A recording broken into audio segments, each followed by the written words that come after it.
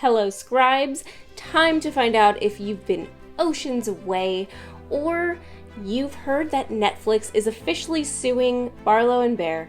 Stay tuned because I want to go through all of the little things that actually make up an option contract when a writer is being optioned for their IP and how it impacts all of the future items and products that actually become ingrained in that contract.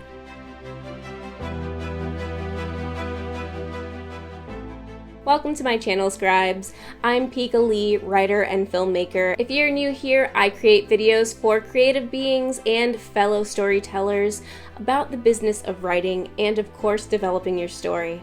Today we're talking about the Unofficial Bridgerton Musical and the lawsuit that Netflix filed against them. If you're unfamiliar with the Unofficial Bridgerton album that was written by Abigail Barlow and Emily Bear, these two shot up in popularity when they started to actually live stream the process of creating musical versions of the hit Netflix show Bridgerton. And to make a long story short, their musical masterpieces won them a Grammy.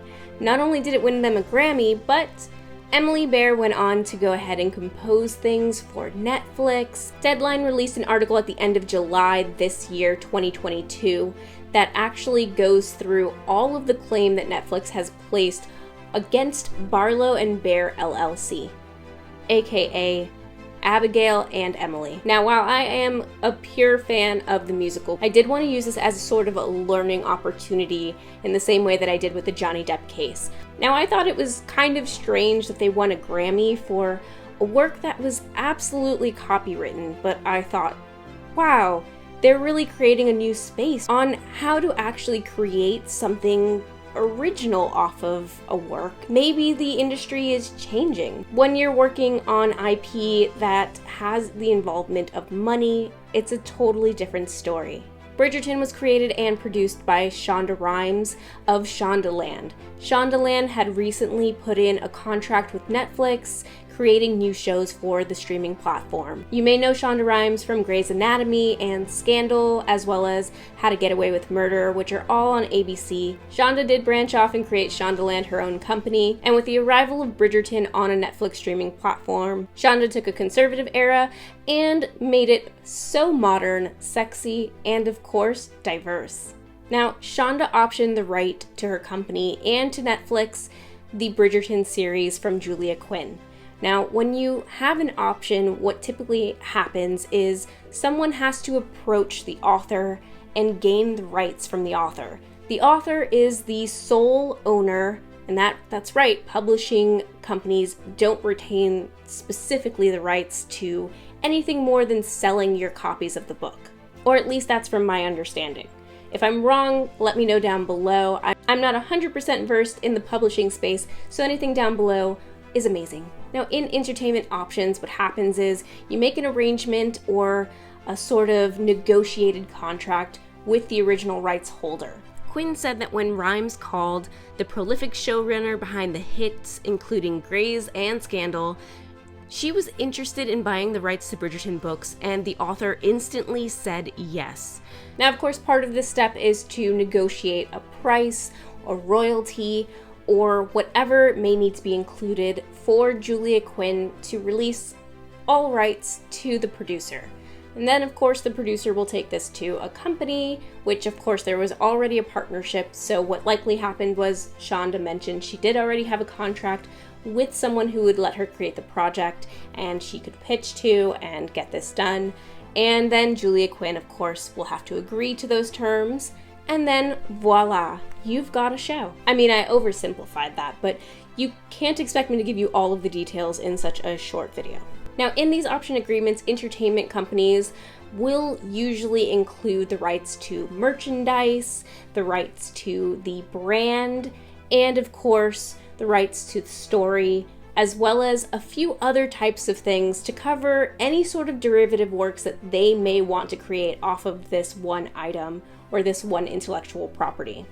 And usually that will also be with this little clause that says in perpetuity, which my screenwriting professor drilled into me just to remind me that in perpetuity is forever. So Netflix owns the Bridgerton brand.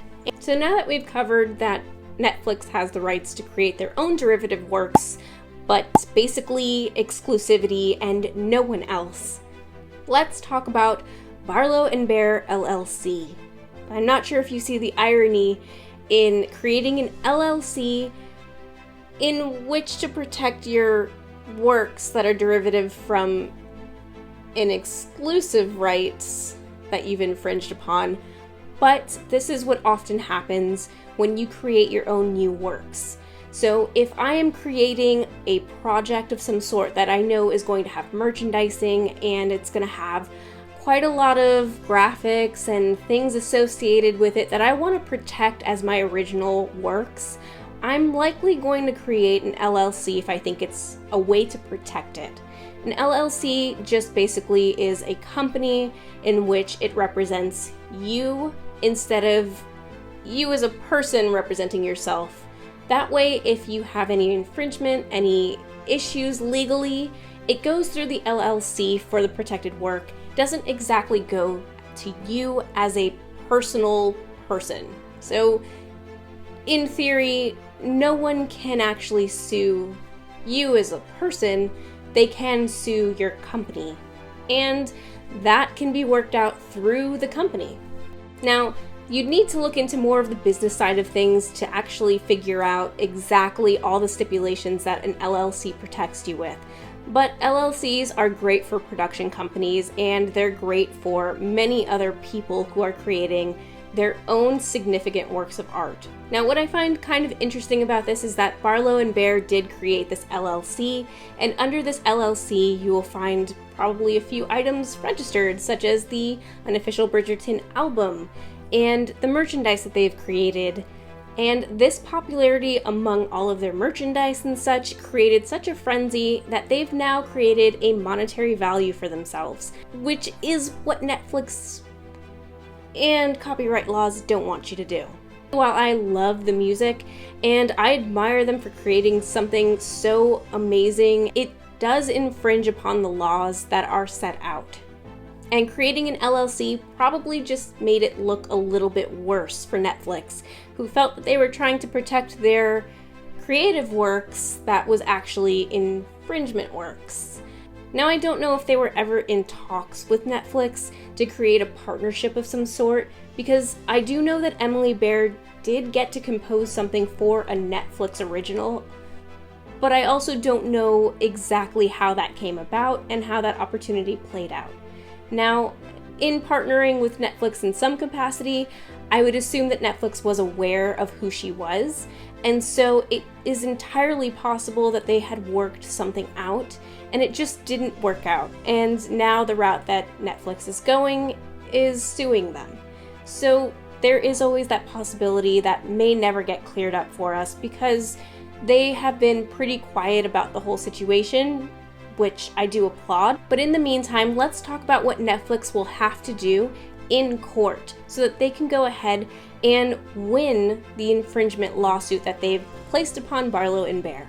Now, when you're infringing in intellectual property, the first thing that you have to do when you're bringing a lawsuit against someone to claim that they have stolen your original work will be to have to prove exactly what they've copied and stolen. And in this, you can see in the Deadline article that they've pointed out a few different pieces that actually are being infringed upon, such as the characters, the dialogue, and the storylines.